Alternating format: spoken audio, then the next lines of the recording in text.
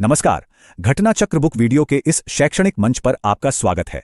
हमारा उद्देश्य है ज्ञान को सरल, स्पष्ट और सुलभ रूप में आप तक पहुंचाना। आइए आरंभ करते हैं अध्ययन और सफलता की इस यात्रा को। नमस्कार। भारतीय लोकतंत्र के दिल में एक ऐसी संस्था है जो राजनीति के उतार चढ़ाव से ऊपर है। राज्यसभा, इसे कहते हैं स्थायी सदन या परमानेंट हाउस। पर सोचिए, एक ऐसी व्यवस्था में जहां सब कुछ चुनावों और सीमित कार्यकालों पर टिका हो, वहां स्थायी होने का असल मतलब क्या हो सकता है? चलिए आज इसी दिलचस्प पहेली को सुलझाते हैं। तो ये जो शब्द है ना, स्थायी सदन, ये सिर्फ एक नाम से कहीं बढ़कर है। ये वो मूल सिद्धांत है जो राज्यसभा को परिभाषित करता है और इसे देश की बाकी विधायी संस्थाओं से एकदम अलग बनाता है। स्थायी होने का मतलब सीधा सा है, इसे कभी भी भंग या डिसॉल्व नहीं किया जा सकता। देखिए, लोकसभा तो हर 5 साल में या कभी-कभी उससे पहले भी भंग हो जाती है, लेकिन राज्यसभा वो हमेशा चलती रहती है, नॉन स्टॉप। ये भारतीय संसद का आप कह सकते हैं एक स्थिरांक है, एक कांस्टेंट है। और यहीं पर आता है असली सवाल। मतलब ये कैसे हो सकता है कि कोई हाउस तो परमानेंट हो लेकिन उसके मेंबर्स का कार्यकाल फिक्स्ड हो? ये तो एक विरोधाभास जैसा लगता है ना? बस इसी सवाल का जवाब राज्यसभा के ब्रिलियंट डिजाइन को सामने लाता है।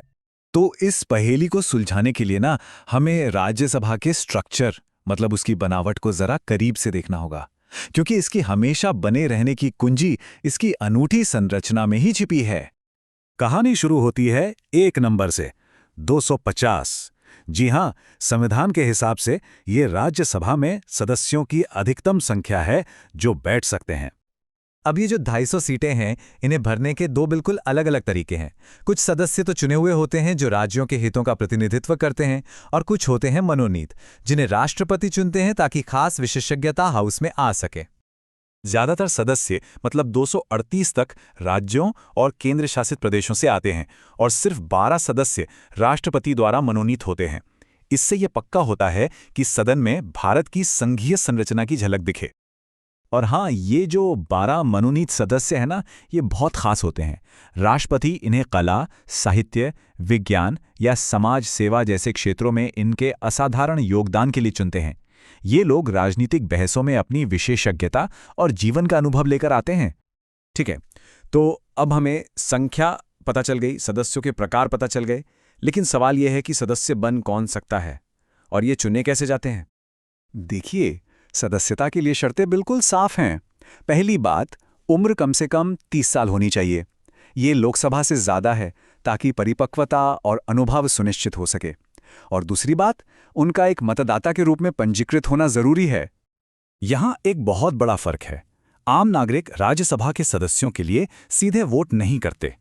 उन्हें कौन चुनता है? उन्हें चुनते हैं राज्य विधानसभाओं के पहले से चुने हुए सदस्य। तो ये एक अप्रत्यक्ष चुनाव हुआ जो राष्ट्रीय स्तर पर राज्यों के हितों का प्रतिनिधित्व करता है। और एक और बात, हर राज्य को बराबर सीटें नहीं मिलती। किस राज्य को कितनी सीटें मिलेंगी ये उसकी जनसंख्या पर निर्भर करता है। जाहिर है, इसका मतलब ये हुआ कि बड़े राज्यों की आवाज राज्यसभा में ज्यादा होती है। तो चलिए अब वापस आते हैं अपनी असली पहेली पर। सदन स्थायी कैसे रहता है जब सदस्य आते जाते रहते हैं? अब वक्त है उस शानदार प्रणाली को समझने का जो ये सब मुमकिन बनाती है। पहली बात, हर एक सदस्य का कार्यकाल होता है 6 साल का, जो लोकसभा के 5 साल से ज्यादा है। लेकिन अगर सारे सदस्य 6 साल बाद एक साथ चले जाएंगे तो सदन तो खाली हो जाएगा, है ना? जी नहीं, ऐसा नहीं होता। इसका समाधान एक बहुत ही सरल लेकिन शानदार प्रणाली में है, जिसे कहते हैं क्रमबद्ध सेवानिवृत्ति या स्टैगर्ड रिटायरमेंट। यही वो व्यवस्था है जो ये पक्का करती है कि सदन एक दिन के लिए भी खाली ना हो। जरा इस बेहतरीन चक्र की कल्पना कीजिए। हर 2 साल में 1/3 सदस्य अपना 6 साल का कार्यकाल पूरा करके सेवानिवृत्त हो जाते हैं और उनकी जगह भरने के लिए तुरंत नए चुनाव होते हैं। इससे होता क्या है? नए और अनुभवी सदस्यों का एक निरंतर प्रवाह बना रहता है और सदन हमेशा कम से कम 2/3 भरा रहता है। कमाल है ना?